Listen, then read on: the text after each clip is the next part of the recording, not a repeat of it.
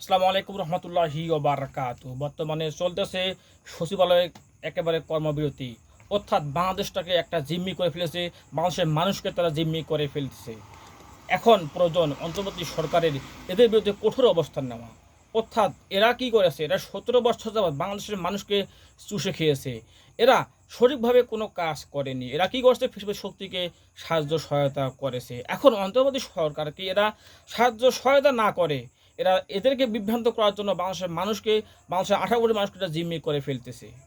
তাই বাংলাদেশের মানুষকে সাথে নিয়ে এদের বিরুদ্ধে রুখে ধরা এবং এদেরকে চাকরিচ্যুত করা এবং কি এবং যে নতুন যে আইন করা হয়েছে সেটি সঠিকভাবে বাস্তবায়ন করা, যাতে করে যারা সরকারি চাকরিজীবী যারা আছে, বিশেষ করে সচিব সচিবালয়ে যারা চাকরি করে, সরকারি কর্মকর্তা কর্মচারী যারা আছে, এদেরকে বিচারের আওতায় নিয়ে আসা এবং জবাবদিহির আওতায় নিয়ে আসা, যাতে করে সকল ধরনের দুর্নীতি রোধ করা যায়। যদি সচিবালয়ে যদি দুর্নীতি রোধ করা যায়, তাহলে বাংলাদেশের সকল স্তরে দুর্নীতি রোধ করা যাবে। সেখান থেকেই বাংলাদেশের সকল স্তরে সরকারি চাকরি যারা পায়, সেখান থেকে তারা নিয়োগ দিয়ে থাকে টাকার বিনিময়ে। শুধু সামান্য দুই এক জায়গায় হয়তো বা টাকা নেয় না, তাছাড়া প্রতিটি জায়গাতে এই সচিবদের হাত আছে। সেজন্য এই সময়ে আসল প্রয়োজন, এই সময় সঠিক সময় বাংলাদেশের মানুষকে সাথে নিয়ে এদেরকে মোকাবিলা করা, এদেরকে চাকরিচ্যুত করা। দেখে দেখে ভিডিও ফুটেজ থেকে কারা সরকারকে বিভ্রান্ত করার জন্য এই মুহূর্তে এই অন্তিম সময়ে কারা সরকারকে বিভ্রান্ত করার জন্য কর্মবিরতি দিচ্ছে, জনগণকে কষ্ট দিচ্ছে, জনগণকে জিম্মি করে ফেলতেছে। এজন্য এই সমস্ত সচিবদেরকে চিহ্নিত করে আইনের আওতায় নিয়ে আসা এবং এদের সম্পত্তির হিসাব নেওয়া।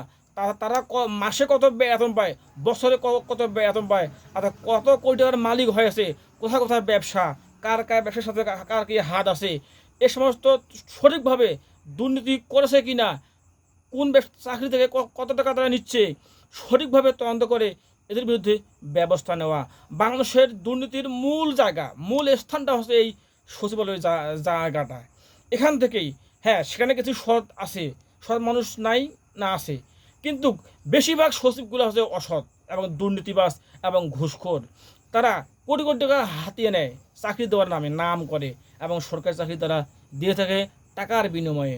অসংখ্য প্রমাণ আছে বাংলাদেশের মানুষের কাছে এখনও, যা হাসিনা সরকার ফেলে গেছে, থুয়ে পালিয়ে গেছে, রেখে গেছে।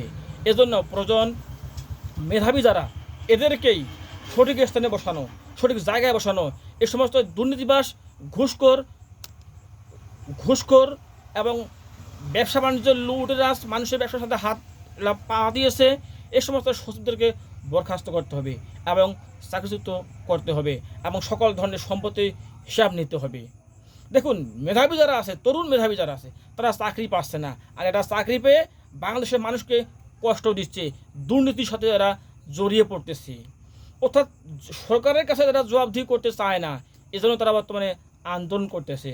অথচ সরকার চলে জনগণের টাকায়, আর সচিবালয় চলে জনগণের টাকায়, ভ্যাট ট্যাক্সের টাকায়। অসৎ এ সমস্ত সচিবদেরকে চিহ্নিত করে এবং সরকারি কর্মচারী যারা আছে, এদের প্রত্যেককে চিহ্নিত করে আইনের আওতায় নিয়ে আসতে হবে। কোনো একটি ফাইল বা কোনো একটি কাজের জন্য যাবেন, টাকা ছাড়া কাজ হয় না। কেন কাজ হবে না? এটা যদি কঠোর হয়, আইন যদি বাংলাদেশ থাকে, আইন থাকলেই হবে না, এর প্রয়োগ ঘটাতে হবে। যদি প্রয়োগ ঘটানো যায়, তাহলে বাংলাদেশের সকল স্তরে দুর্নীতি থেকে রোধ করা যাবে। যারা মেধাবী, তরুণ, শিক্ষিত, এরাই সরকারি চাকরিতে আসবে এবং বাংলাদেশটাকে পুনর্গঠনে এরা সাহায্য সহায়তা করবে এবং ভূমিকা পালন করবে। নতুন একটি বাংলাদেশ যে স্বপ্ন আমরা দেখতেছি বর্তমানে 24-এর পরে, সেই স্বপ্ন আমাদের বাস্তবায়ন হবে বলে আমি বিশ্বাস করি।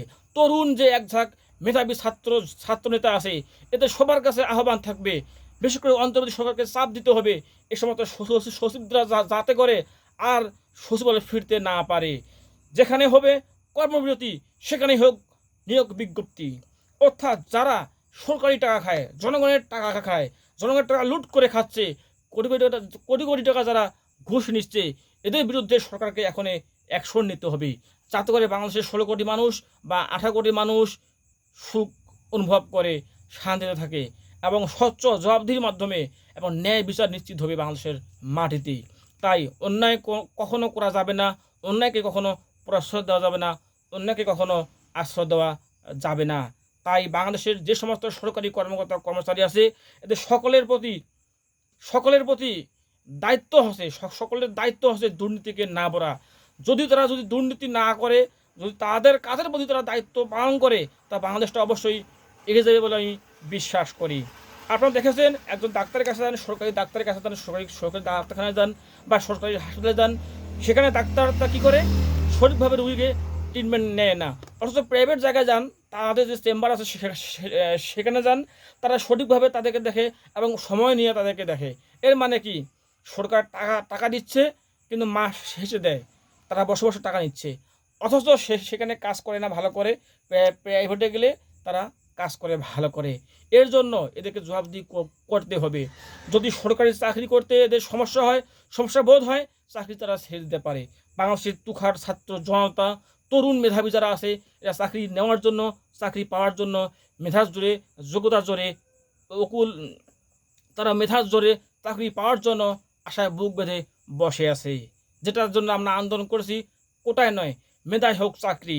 তাই টাকায় নয়, চাকরি হোক মেধায়, সৎ যোগ্যতায়, সৎ এবং যোগ্য যারা আছে, যারা আছে, যারা মেধাবী আছে, তারাই পাক সরকারি চাকরি। শেষে প্রথমে ব্যক্ত করছি, আসসালামু আলাইকুম রহমতুল্লাহি ওয়া বারাকাতুহু। সচিবালয় দুর্নীতিমুক্ত হোক, শেষে প্রত্যাশা ব্যক্ত করতেছি।